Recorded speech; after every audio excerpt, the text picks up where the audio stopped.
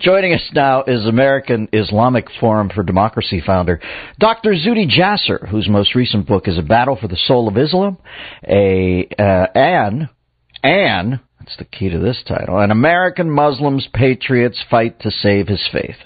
Dr. Jasser, I assume. Dennis, it's great to be with you again. Thanks. What's happening, Zud? How's life? Well, we're just finishing our month of fasting in Ramadan. We have a few days left till our holiday on Sunday, and hopefully our prayers and atonement is fulfilling. We'll find out, but it's been a great month. Well, let me piggyback onto the Ramadan thing here, although I guess there's no pork involved. Darren asked you. I haven't eaten any carbs in around 8 days, and I'm a little woozy this morning. If you guys are fasting for a month, what am I feeling here, babe? Do you know anything about dietetics or just the Islam faith? Well, yeah, sure, I can help you with that sometime if you want, but our fast is a little more challenging than just no carbs. We avoid all fluids and food between sunrise and sunset. But back to me. Now, here's what I haven't been eating. No, I'm kidding, Dr. Jasser. So you avoid what? Everything. Nothing by mouth between sunrise and sunset. So from dawn to sunset, it's been about 15 hours this year. And then we eat at dinner and then wake up early in the morning to have a meal also. What's that all about? What does it symbolically prove? Your commitment to the cause and that? Well, it's, I think, no different than the Yom Kippur fast. It's a sense of equalization that no matter how well-to-do, how healthy you are, all people feel thirst and hunger after a certain amount of time, and it's a demonstration of free will and a belief in God, since He asked us to do that. All right, Dr. Jasser. Everybody has their own deal. We're talking to Dr. Zuhdi Jasser. What about this Disneyland suit now, Dr. Jasser? I talked about this at a rally the other night, and I contended that the hijab, is that what it's called? Am I pronouncing it right? Yes. That the mouse ears would fit well on that. Would that be a violation of the faith, too, if you put the mouse ears on the hijab? Well, you know, all of these things, everybody interprets their faith differently, and the interesting thing about this case is that the claimant, who again is represented by the ambulance chasing civil rights folks at CARE, are always looking for a case, and she wasn't refused from wearing the hijab, but they just insisted that she wear a cap over it to stay in character and stay part of the cast, and apparently she refused. They offered her accommodations to work somewhere else in the back if she doesn't want to be in uniform. They didn't insist that she remove the hijab. That was an option for her.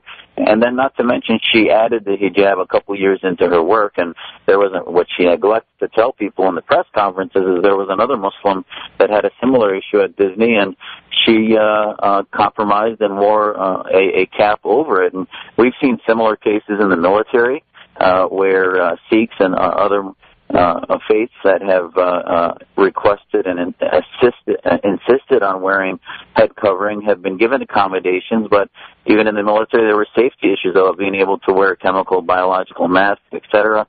So they again also came to a compromise, and you know, this lady seems to be just unbending in order to use it as a political tool. All right. Now I'm wondering two things. First off, is there anything in the Koran or all these rules, and there seems to be endless stipulation in the Islamic faith to me, that prohibits you from filing capricious lawsuits in the guise of sort of being disingenuous? It's nice that she's interpreted something that says I can't put mouse ears on top of the hijab, but is there anything in there that says, hey, don't file weird lawsuits to just be a ball buster? We don't want you to do that in our faith. Anything like that? Well, nothing specific about lawsuits, but certainly the Islam I was taught, and I talk about in my book, is that, you know, the old golden rule that you want to treat other people the way you would want to be treated, which I believe is the tradition of the Prophet that I had learned, and that ultimately, if you want to create a better relationship with Americans of all faiths, that suing them and having them fear you. And I talked about this with the Flying Imams lawsuit back in 2006, where, you know, maybe they weren't treated exactly right on the airplane, but they also need to understand the environment that we're in, and yet suing people and making Americans fear us is not exactly a way to build bridges and educate Americans and become, humble. And I don't think it's in the spirit of Ramadan or the Islam I was taught. We're talking to a measured man, Dr. Zuhdi Jasser, founder, American Islamic Forum for Democracy, author of A Battle for the Soul of Islam, An American Muslim Patriots fight to save his faith. Secondly, if she collects, is she allowed to keep that money, or does she have to tithe it, or what's, I guess they're going to make a run for a lot of cash. Who gets it? Ebe Cooper and the guys at CARE, or her? Or Ebe Hooper, is that his name? That's a great question, and we were wondering what happened to all the money that the flying imams got in their settlements. And, at the end of the day, if they really were looking out for America and the Constitution, as she claims, why not say they're going to use the money towards the counterterrorism center to counter the ideologies of radicalism? But it just goes in to feed the Brotherhood legacy groups and their moves to separate Muslims from America, and God knows what happens. It goes into the same coffers. I mean, CARE actually reached out to Gaddafi in 2009 asking for millions of dollars, and they didn't get any, I don't think, but it's still interesting to look what other sources they look for. So, yeah, is it to do the Islamic thing with these monies, I think, would be to put it back into America, not into their own organizations. Yeah, it probably ends up in the coffers of Binder and Binder, because they're doing the mesothelioma lawsuits over there, and maybe they also handle the can't put a fedora on top of a jihad thing, which are legion, those suits, quite frankly. Talking to Dr. Zuhdi Jasser. Now, Dr. Jasser, I have to tell you, I've been getting weird calls this week. I think I'm on some list about, call him and query him about this.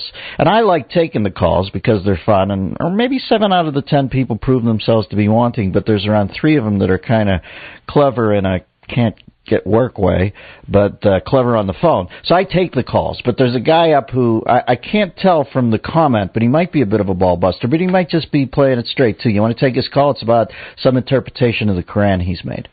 Absolutely, bring it on. All right, Joe in PA. Joe, you're on with Zuhdi Jasser. Yeah, hi guys. Hey, well, wait a second. 1 second, Dr. Jasser. He is one of the bee-busters I told you about. Go ahead, Joe. I can just tell. I actually did read it. My question is this.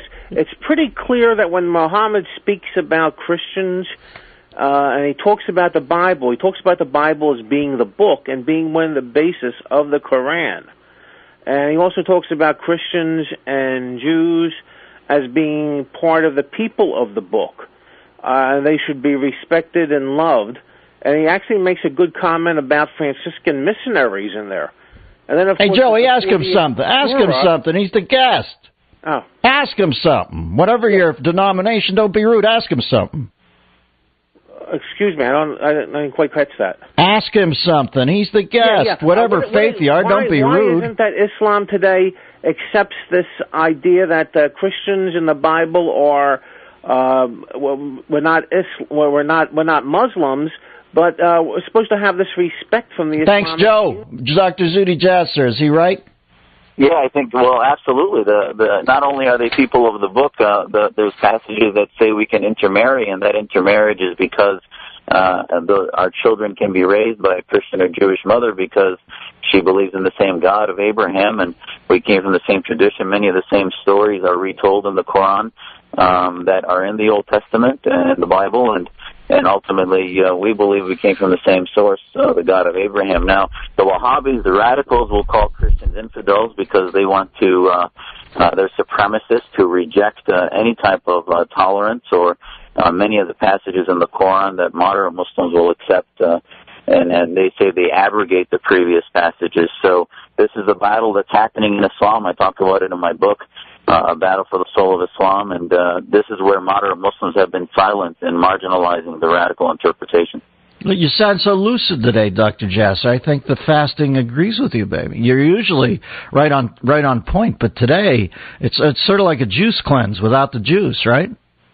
Well, I know, but you got me in the morning now. I mean, early in the day now. Sometimes towards the end of the day, I'm getting a little more punchy. I want to ask you before we go, is your original place, your native homeland, Syria? It is, and it's hitting the fan, baby. What do your sources on the street tell you there? Oh my gosh, it's I can't tell you how many prayers we're praying for them. This country's imploding.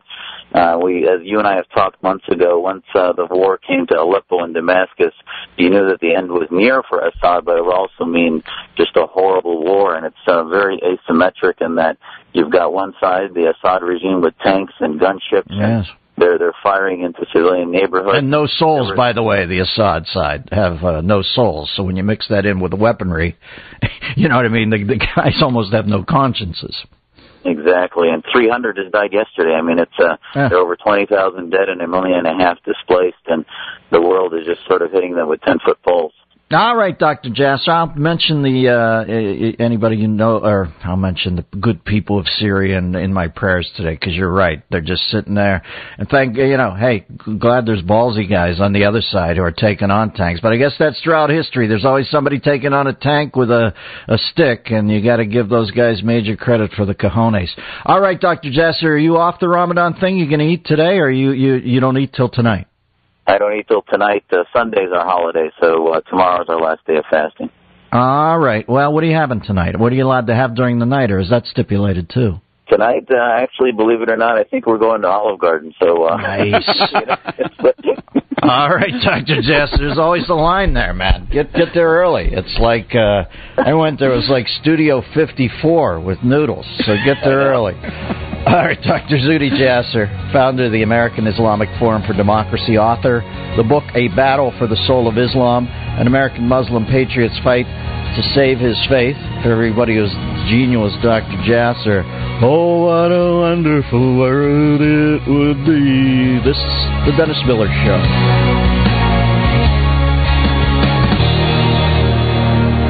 The Dennis Miller Show.